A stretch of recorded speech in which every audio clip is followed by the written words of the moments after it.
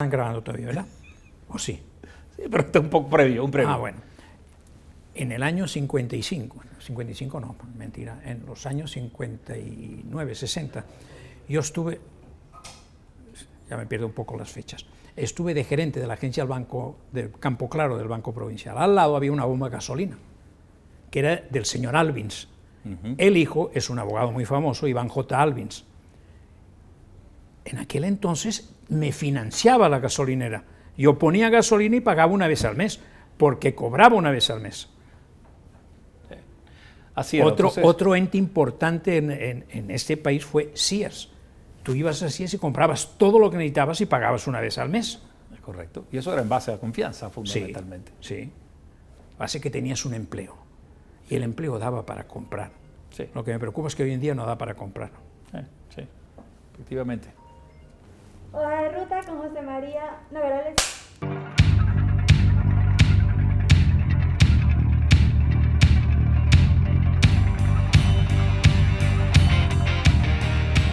Bienvenido a esta conversación.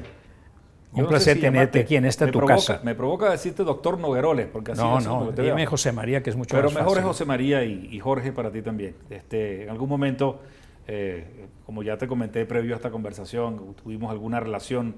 ¿Quién no la ha tenido con Nogueroles? ¿Quién no le ha pedido prestado en este país a Nogueroles en algún momento? De nuevo, bienvenido a esta conversación que llamamos Hoja de Ruta, José María. Siéntete en la libertad de hablar desde una perspectiva de venezolano, porque lo eres, de corazón, que conoce muy bien todo lo que ha pasado en Venezuela en los últimos años. Nuestra intención con este tipo de conversaciones es poner en perspectiva las razones por las cuales Venezuela está viviendo un momento tan difícil como el que vivimos, que las nuevas generaciones entiendan que no siempre fue así, que se trabajaba también de otra forma, y también terminaremos hablando de los retos del futuro. Tú has sido un hombre siempre muy ligado al sector financiero, desde que llegaste al país. Las has visto todas. Viste el primer envión de 25 años extraordinarios, 25, 30 años del pacto de punto fijo, y luego viviste todo lo que ha pasado después. Has representado a la asociación bancaria, has sido un hombre institucional, no solamente un banquero. ¿Cómo sientes al sector financiero, a la banca venezolana, relacionada con la historia venezolana como institución? Yo digo que afortunadamente salí de ese mercado. Yo siempre he dicho que soy un empleado bancario. Algunos dicen que soy banquero, porque estuve en la presidencia de un banco. De uno no, de 5. Pero mi vida profesional transcurrió en el Banco Provincial. Esa fue mi casa, esa fue mi escuela. Los franceses, que eran los accionistas importantes de ese banco en aquel entonces, formaron a su gente. Y el Provincial, cuando lo dejé en el año 97, tenía 16.000 empleados.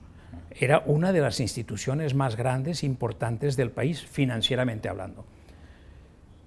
La gente del Provincial, cuando compraron los españoles, con mi ayuda, el Banco Provincial, ellos pensaron que lo importante no era ser el primero, sino que fuese el mejor y el que tuviese mejores resultados.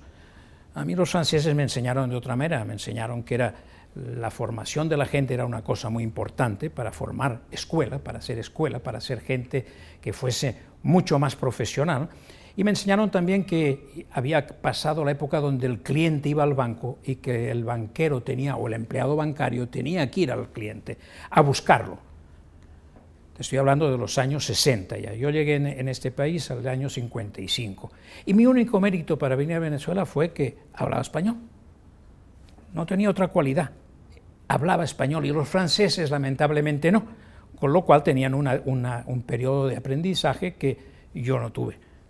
A mí me enseñaron el negocio bancario. Yo venía del Crayonés en España, donde había trabajado desde el año 51, empecé a los 16, o los 15, ya no me acuerdo muy bien, pero estoy aquí desde el año 55. O sea, llevo sentado detrás de un escritorio, ¿cuántos? 65 años. Es mucho más de lo que tienen muchos. Sí. Sentado detrás de un escritorio. Decir que soy un banquero, no, lo que pasa es que yo siento que he cumplido una función en el sistema financiero. Estuve de presidente de la Asociación Bancaria en momentos muy difíciles, sí. Estuve de vicepresidente del Consejo Bancario Nacional, hoy desaparecido. He formado parte también de la sociedad financiera y he sido buen amigo de casi todo el mundo. Nadie puede ser monedita de plata para que todo el mundo, o de oro para que todo el mundo te quiera, pero creo que he tenido y he generado muchos amigos en este país. Pensar qué es lo que estamos haciendo hoy en día. Bueno, oye, yo salí de la banca, yo puse condiciones en el propio BNC, Banco Nacional de Crédito, donde mi hijo hoy en día es el presidente, y dije, tenemos que retirarnos a una edad donde todavía la mente funcione. Y esa edad la fijé en 80 años. Y no me retiré a los 80 por dificultades, pero yo quería retirarme. Y lo he planificado todo para retirarme. Y el año pasado, en plena pandemia, en la asamblea del mes de marzo, me retiré del banco, pero ya un año casi retirado. Había dicho a los 80 y las mujeres, en este caso, las personas de sexo femenino que son directores del banco, habíamos dicho a los 75. No por discriminación, sino por una cuestión de lógica, de dificultades en la andadura, en lo que sea, y habíamos tomado esa decisión y yo cumplí con mi parte retirándome. Entonces, una vez retirado, ¿qué puede hacer un hombre? Tomar una decisión y retirarse y vivir de lo poco que haya ganado, o vivir de una jubilación si hubiese una jubilación adecuada, que no la hay, y decidí que tenía que continuar trabajando. Y tú me preguntaste antes, ¿cómo ves el sector financiero hoy? Y yo digo, muy disminuido por una sencilla razón. No hay ningún país en el mundo que pueda vivir con un encaje del 93%. Eso es una absoluta locura. El motivo para ese encaje, porque yo respeto mucho a la gente del Banco Central, creo que ellos tienen un objetivo y se fijan en su objetivo, y hay objetivos que son claros para ellos. Para los otros a lo mejor no son tan claros, pero 93% de encaje significa que hoy en día ninguno de estos muchachos jóvenes que nos rodean pueden tener acceso a una vivienda, acceso a estudios, acceso a trabajo a veces, porque con un encaje de esa manera, si no hay crédito, no hay manera de posibilidades de crecer. En Europa o en Estados Unidos tú compras, un matrimonio joven compra un apartamento, compra una casita y la pagan 30 años. Correcto. Para eso tienes que tener ingresos. Aquí no tenemos esa facilidad. La hubo en el pasado. Tenemos que volver a ello. Sí, ¿cómo se hace? Entiendo que la autoridad monetaria lo que intenta es restringir la hiperinflación en que sufrimos hace unos años. Todavía seguimos en inflación. Puede que no en hiper, pero seguimos en inflación. El problema de Venezuela, básicamente, es que hoy en día casi todo se importa. Y al importar, tú no estás creando fuentes de trabajo. Al reducir la masa monetaria y al encajar el 93%, la banca se ha reducido profundamente. Y ha tenido que reducir personal y agencias. Eso es en todos los bancos, por una sencilla razón. ¿Por qué hay colas en los bancos? Pues esta semana porque estamos en la semana radical y la gente tiene que ir a cajeros que no distribuyen billetes suficientemente grandes, y cuando te entregan 100.000 bolívares, 100.000 bolívares no es gran cosa. Y no digo que entreguen 100.000, puede que entreguen mucho más, no, ya no estoy al día, ya estoy fuera, pero es indudable de que el sistema financiero, el bancario, está muy disminuido. Has mencionado algo que posiblemente para las generaciones que vivimos un pedacito, tú un poco más, de esa realidad en la que el circuito virtuoso de la economía hablaba de inversión, ahorro, crédito y luego vuelta a invertir. Dijiste algo que para las generaciones de los últimos no menos de 40 años, estamos hablando ya de varias generaciones, se les olvidó comprar una vivienda y pagarla a 30 años con tasas de interés muy bajas, a veces hasta fijas. Eso puede ser, eso sucedió en Venezuela, eso lo vivimos. Y lo vivimos durante muchos años. ¿Cómo era la relación de esos primeros años del sistema financiero con el poder? Digamos que el sector privado siempre ha tenido relaciones, siempre hay roces con el poder político.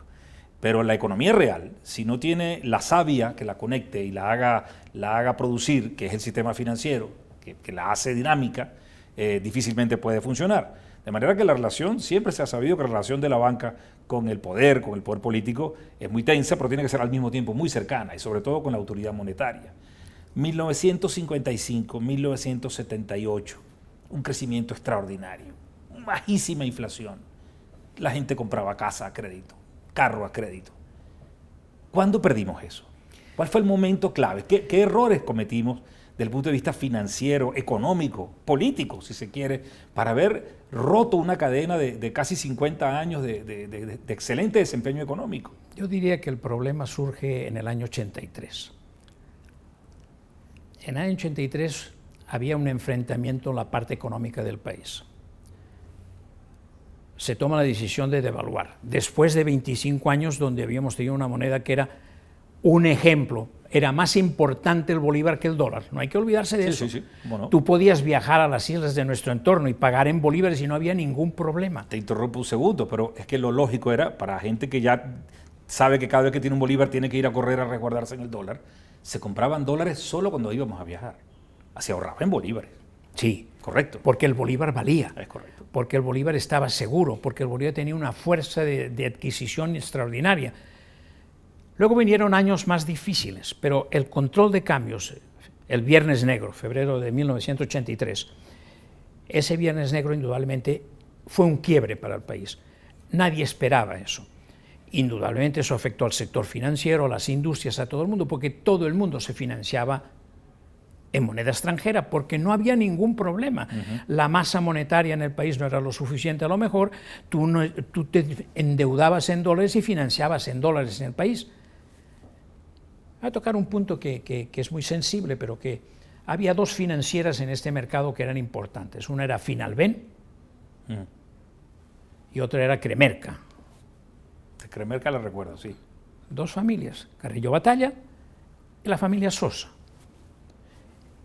Finalben más internacional porque tenía un accionista extranjero, si no me acuerdo mal era JP Morgan. Ellos financiaban, tomando préstamos en dólares, financiaban vehículos que financiamos a los compradores, a todos ustedes, pagándolos en bolívares. Nadie pensó que podía haber una pérdida tan importante en nuestro valor monetario en aquel momento. El que financió en dólares, obtuvo préstamos en dólares y financió en bolívares, al día siguiente de la evaluación técnicamente estaba quebrado. Estaba muerto. Bueno, todos los importadores sufrimos eso en ese momento. ¿Fue acertado haber puesto un control de cambios en ese momento? Recadi no terminó siendo un gran desaguadero y nos terminó dejando más pobres que al principio. Bueno, puede ser. Cualquier control de cambios es malo. Okay. Cualquier control de cambios, no importa dónde se haga, aquí en cualquier país, es indudable que eso es malo. ¿Cómo no hacerlo en un momento dado en que tú devaluaste de 4.30 que estaba a 7.75? No nos damos cuenta, pero eso es un 100% casi. Sí. Esa devaluación fue brutal y eso cambió el pensamiento del país. Pero al mismo tiempo hubo medidas que se tomaron como financiamiento, la banca hipotecaria, las cédulas hipotecarias, el que tuvieses tasas de interés fijas. Hubo muchas cosas que se hicieron y que se han perdido. Hay que reorganizar el esquema financiero del país. Puede que las autoridades lo estén haciendo. Yo no critico a nadie, de verdad que no quiero criticar porque no lo sé.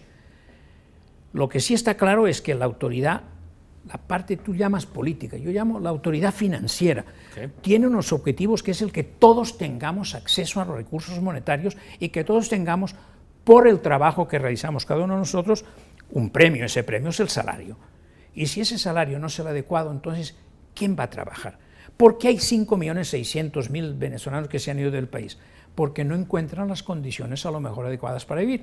¿Y por qué no me he ido yo? Porque esa ha sido una pregunta. ¿Y usted qué hace aquí? ¿Ganó usted dinero en esos 60 años o 70 años que lleva trabajando? Sí. ¿Ganó dinero para vivir? No estoy seguro, porque habría, como decía mi antiguo presidente, el capitán Remigio Elías Pérez, presidente del Provincial, en paz descanse, y yo no sé cuánto vivir, no sé cuánto me va a durar. Entonces, no importa que tenga 100.000, 500.000 o 1 millón, ¿cuánto me va a durar? Y no hablemos ya de la devaluación de estos años, porque si miras la devaluación, el que era rico en bolívares hace unos años, hoy en día es más pobre que nada. La única manera que ha habido de defenderse de eso es comprar moneda dura. Cuando el bolívar era una moneda de reserva, era una moneda que valía tanto o más. Sí, que cualquier moneda en el mundo, sin duda Entonces, alguna. estamos hablando de un quiebre, pero el quiebre no empieza solamente en el año 83. Al caer la dictadura de Pérez Jiménez, llaman dictadura, para mí fue un régimen como otro cualquiera, pero una dictadura, y esa dictadura, yo me eduqué en una dictadura, yo me eduqué bajo la férula de Franco, y yo salí mal formado por eso, ¿no? Yo creo que mientras no te metieses con la dictadura, todo iba bien. Eso muchos lo dicen sobre Pérez Jiménez, mi padre lo decía también. Es verdad. Hoy sabemos que los valores democráticos al final hacen falta. Sí, pero es verdad. Pero tú mientras no te metieses con las Fuerzas Armadas no tenías problema. La economía tiene que funcionar independientemente. Y ahí vamos al punto más importante de lo que tú me vas a preguntar a mí, que yo lo veo venir. ¿Cómo hacemos en este mercado hoy en día? ¿Cómo el sector puede continuar desarrollándose? El sector financiero se ha disminuido. Sí. El conjunto de la banca es menos que un banco brasileño. ¿Cómo vamos a financiar las necesidades individuales si no somos capaces y todo lo tenemos en el Banco Central? Entonces, cuando yo vi esto que estaba pasando, decidí que había que buscar una solución para mi persona. Aquí en estas oficinas yo decidí que el mercado de capitales es la única posibilidad que hay de que el individuo invierta su dinero. Si tú lo pones en un banco, se desvaloriza y no te pagan intereses. ¿Alguno de ustedes tiene una cuenta en un banco y que le paguen intereses? No, ¿verdad? Entonces, no hay posibilidad de que ganes dinero. Y el dinero que está parado, barco parado, no gana flete. Con lo cual, es indudable que tiene que haber un mercado donde los señores puedan comprar acciones, donde puedan comprar títulos valores, donde puedan ir al mercado de capitales a invertir su dinero, porque eso sí lo pueden hacer. Sí, el producto de su esfuerzo, de su trabajo. Para generar un ingreso adicional con las reservas que ellos tengan. El ahorrista, hay ahorristas, y hay también inversores que necesitan el dinero. Si la banca no puede prestar, el mercado está cambiando en el último año, por eso es importante que veamos que hay un mercado en dólares hoy en día que es muy activo. Sí. Se ha profundizado ese mercado. No hay ninguna duda de que hoy en día el mercado está dolarizándose muy a prisa. Sí. Me leíste el pensamiento y efectivamente quería, ya que tocamos ese tema, hablar de algo que ha sido muy discutido, el tema de la dolarización y de las divisas. Aquí dice que el presidente Maduro autoriza el uso de divisas. Se espera para este año la dolarización financiera, que llaman algunos, y no solamente la comercial. Más allá del tema de que pueda funcionar, que por supuesto quisiera escuchar tu opinión, tener una economía dolarizada, medianamente anárquica o no, pero al final va a terminar siendo dolarizada, y sobre todo si el sector financiero se dolariza. ¿Es factible para la conformación del aparato productivo del país? Es decir, la discusión de fondo de si dolarizar la economía venezolana es buena para recuperar nuestro Producto Interno Bruto, o más bien va a retrasarla desde el punto de vista de nuestras capacidades productivas. O, termino con esto, o en algún momento tendremos que recuperar la necesidad de tener una moneda propia, tal vez se puede llamar el peso o el peso fuerte, y no olvidamos del bolívar, y hacer las cosas bien esta vez. A ver si somos capaces de ser seriecitos y administrar nuestra propia política monetaria y nuestra propia política financiera. Hay una cosa que es muy importante. Este país, Bolívar, es lo máximo. Nuestra moneda representaba lo máximo. El Bolívar no puede desaparecer, no lo podemos nombrar de otra manera. El Bolívar debe ser, hemos hecho el Bolívar fuerte, el Bolívar soberano. ¿Qué otro Bolívar puede haber? No lo sé. A lo mejor debemos volver al Bolívar. Punto. Al Bolívar, eso sería así. Pero mientras tanto, es indudable que con la inflación que todavía tenemos, con todo lo que estamos importando en este país, la única manera de que la economía se recupere es haciendo fluir recursos al sector productivo básico, para empezar. ¿Qué es el sector productivo básico? Lo que yo necesito para comer lo debo producir aquí. Y hoy en día no estamos haciendo eso. Este país ha sido capaz de exportar arroz, de exportar azúcar. Hoy en día estamos importando casi todo. Sin embargo, todavía exportamos cosas. Exportamos caraotas o lentejas, no sé cómo se llaman. Hay productos agrícolas que estamos exportando. Sí.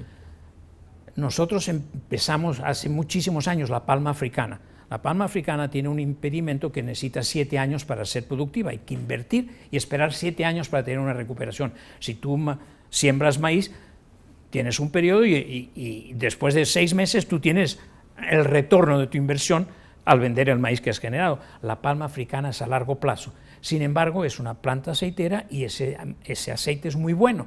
Y aquí hicimos grandes esfuerzos. grandes esfuerzos. Yo recuerdo que uno de los esfuerzos que hizo un banco que desapareció, que fue el Banco Latino, fue invertir en palma africana. Sí, cómo no, recuerdo. ¿Okay? Entonces, es indudable de que sí hay opciones. A mí lo que me asombra hoy en día, que a pesar de las dificultades, hay gente, no como yo, que he creado una cosa para continuar trabajando y ofreciendo oportunidades de trabajo a mucha gente.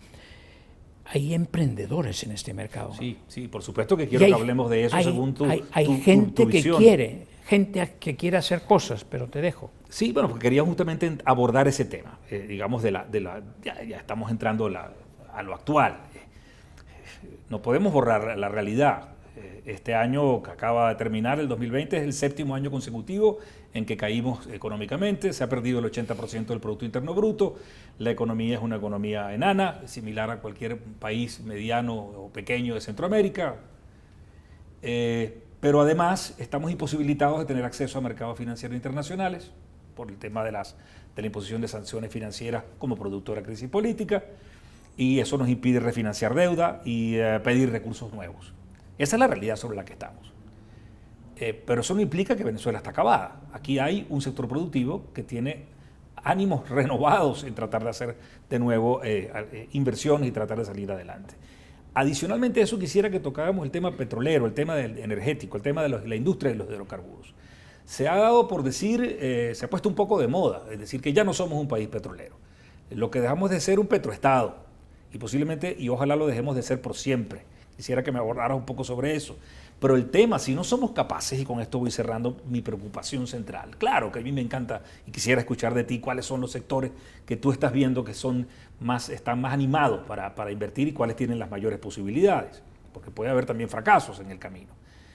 Pero veo con una necesidad imperiosa de que Venezuela vuelva a generar exportaciones de por lo menos 30, 40, 35, 40 mil millones de dólares. Exportando los productos agrícolas que acabas de mencionar y adicionemos al ron y al cacao, nos va a tardar mucho tiempo. El sector petrolero tiene que recuperarse.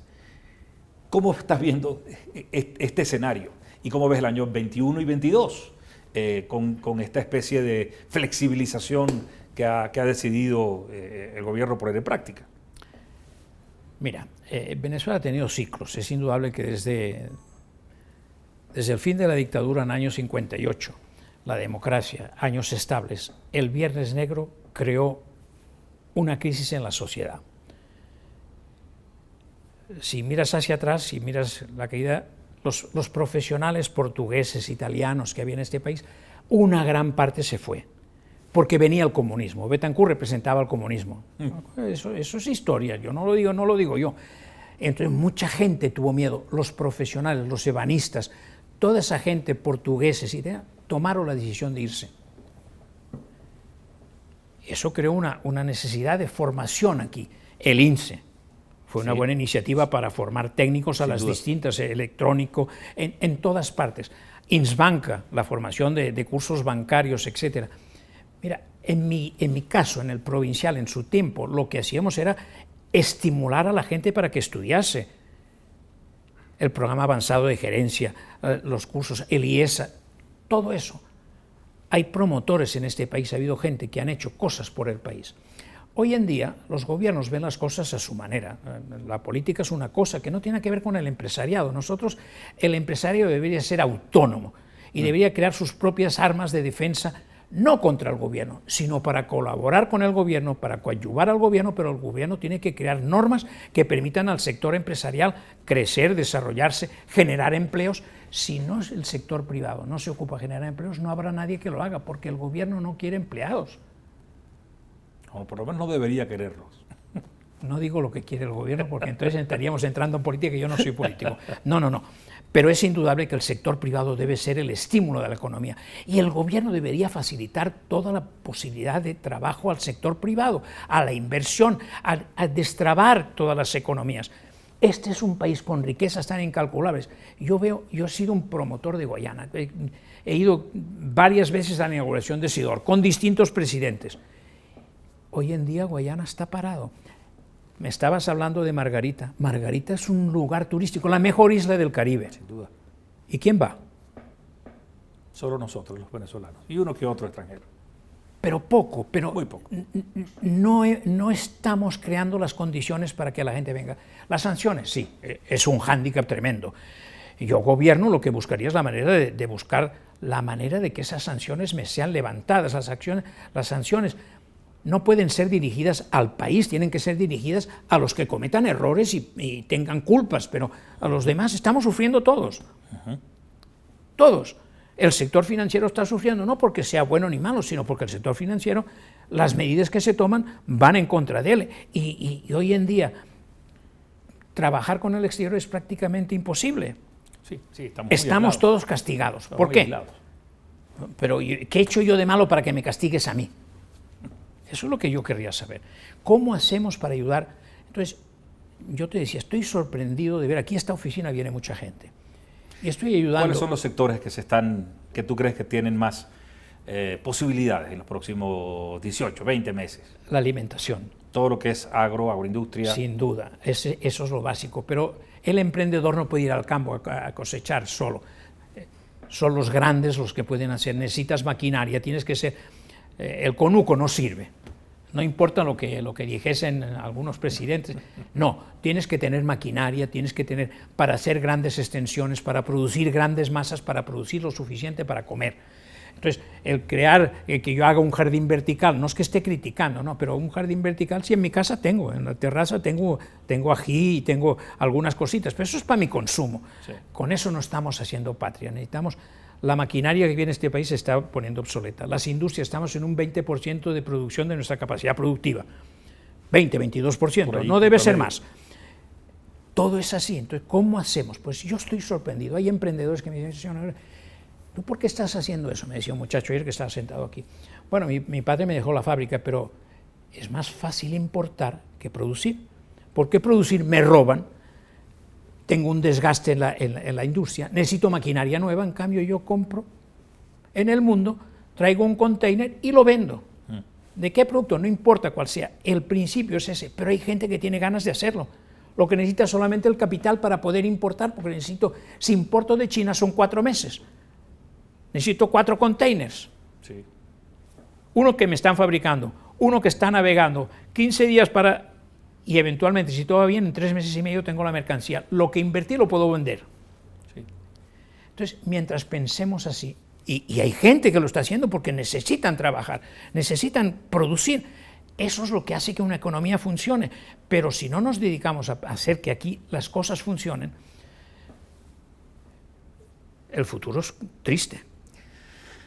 Y quiero, entrando ya al último bloque, que hablemos del futuro, que... Como te he dicho, puede ser triste, pero puede ser también glorioso. Sí. Esta terrible situación que está viviendo el país, y no hace falta que la expliquemos más, nos está agarrando en un momento que donde también el mundo está viviendo transformaciones. La pandemia no ha hecho sino acelerar una serie de tendencias. Y ya comienza a hablarse, se ha puesto muy en el tapete a la necesidad de repensar a Venezuela. Ahí yo percibo que hay una especie de tres grandes tendencias.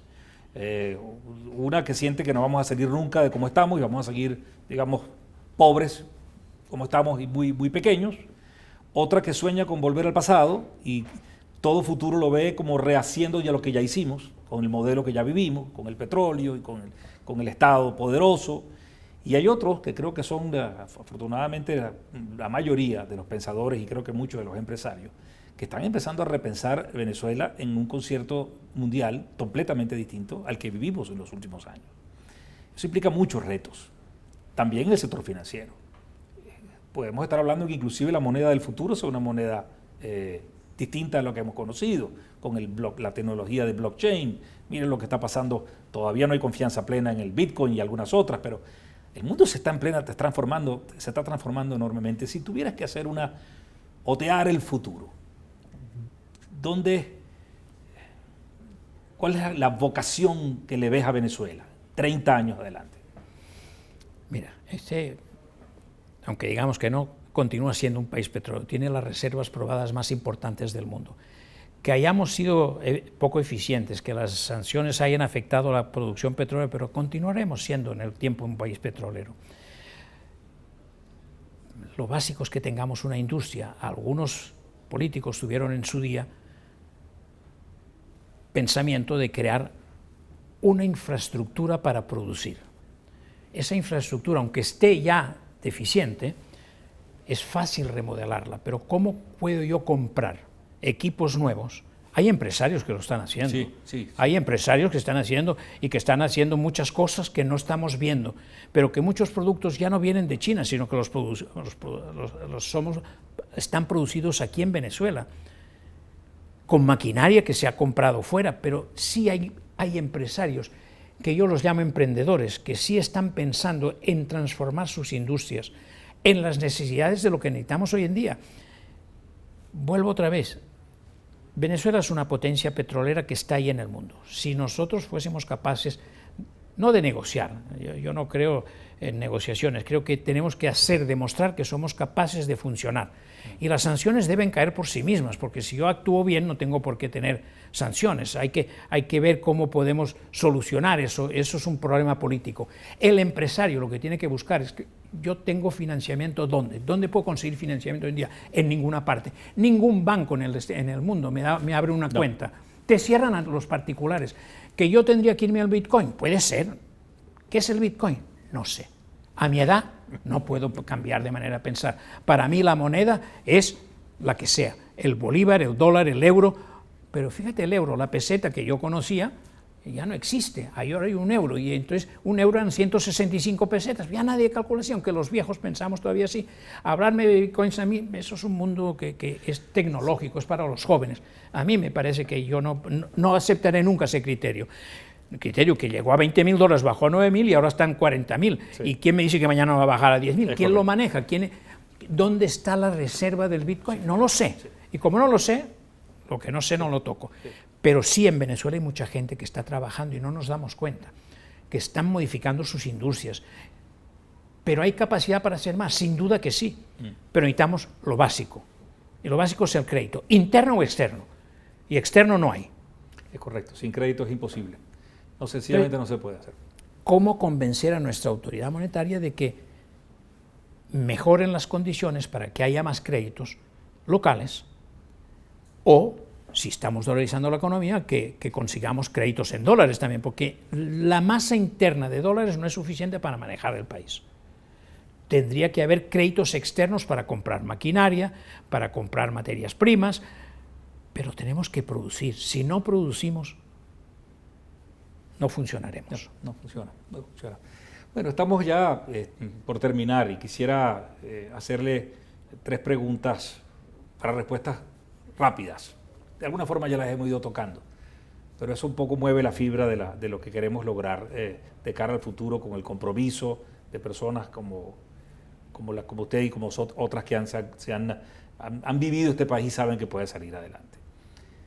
Si tuviera que elegir un momento o un hecho reciente, o tal vez más del pasado, que le haga seguir confiando en la sociedad venezolana, ¿cuál sería? La pregunta es compleja. No creo que haya un momento, es una serie de circunstancias. Este país es maravilloso, el clima, no importa, hoy tenemos lluvia, pero este clima es espectacular. La gente, tú me acabas de decir que estuviste en Margarita, estoy seguro que lo disfrutaste, las playas. Todo este país es una maravilla. Este país debería ser para que hubiese 20 millones de turistas aquí. Y sin embargo, no hemos sido capaces, ni ni los gobiernos anteriores, en crear una infraestructura turística. Daría la impresión que el venezolano no tiene capacidad de servir, y eso es falso, porque tengo muchos jóvenes que tienen ganas de servir. Hay que ayudarlos, hay que educarlos, el servir no es una disminución de tu propio ser. Es solamente una capacidad para hacer que tu país crezca. Todos debemos luchar en eso. Una frase o una palabra que defina este momento que estamos viviendo. Es un momento de cambio. Yo diría que estamos otra vez empezando un momento de cambio. No sé si para bien o para mal, pero que estamos cambiando, estamos cambiando. Algunos lo ven como un cambio positivo. Hay, como todas las cosas, gente que no lo verá así. Pero sí todos, el sector público. Yo no hablo de los políticos, hablo del sector público en su contexto, los ministros, las autoridades monetarias, tienen que sentarse más con el empresario que quiere hacer cosas para ayudarlo a que las haga. Si no lo ayudamos al empresario, Yo soy un granito de arena, no significo nada, pero es indudable de que si juntas a toda esa gente y se reúne con los entes que tienen que fijar políticas, yo creo que algunas políticas son buenas que han creado, la liberación de pago de aranceles para importar, etcétera, pero eso es cortoplacista. Sí. Yo quiero que hagamos un plan a 5 años para determinar cómo debemos hacer para mejorar este país. Eso es un plan de estudio, eso se hizo hace 20 años atrás. Acuérdate, había los libros que teníamos aquí, ministros de planificación que estudiaron y hicieron. Famosos planes quinquenales. Sí, ¿por qué no? No Pero no tiene que sientes ser lo- el sector privado y el sector público A eso iba, conjuntamente. ¿no sientes que tal vez el gran elemento que faltó fue haber confiado en la creatividad del venezolano? Pues que, Que el Estado lo dirigiese todo fue un gigantesco error. Sí. Y haber dejado que funcionara más, Sí. que fluyera la creatividad del venezolano. pero sin el gobierno no puedes trabajar.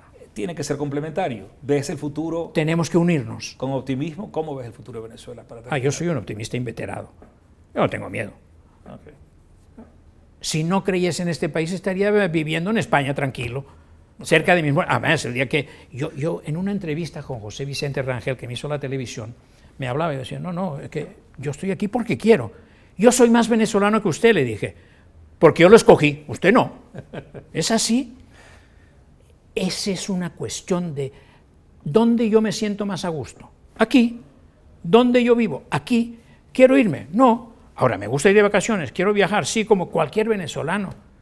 Todos queremos viajar y conocer otras cosas, pero este es el mejor país del mundo. Solamente hace falta unir los esfuerzos. La negociación entre partes. El gobierno tiene que fijar políticas para que tú no abuses de mí y yo no abuse de ti. Pero tiene que ser un árbitro imparcial, no puede ser el que mande. El sector privado tiene que tener un peso específico, tiene que pedir las reglas y el gobierno tiene que respetar las reglas que imponga a todos por igual. Sí. No puede haber desigualdades, tiene que haber igualdad. Y esa igualdad no es que yo diga que soy comunista, no, yo soy un capitalista inveterado, ese es mi negocio. Pero tenemos que estar claros que tiene que haber alguien que sea juez o árbitro, pero no las dos cosas al mismo tiempo. María, agradecido por tu tiempo, por tus comentarios y por tu aporte al país por tanto tiempo y lo que falta. Si Dios quiere. Ahora ya solamente yo estoy más cerca de él que de aquí. Pero mientras esté aquí quiero ser útil.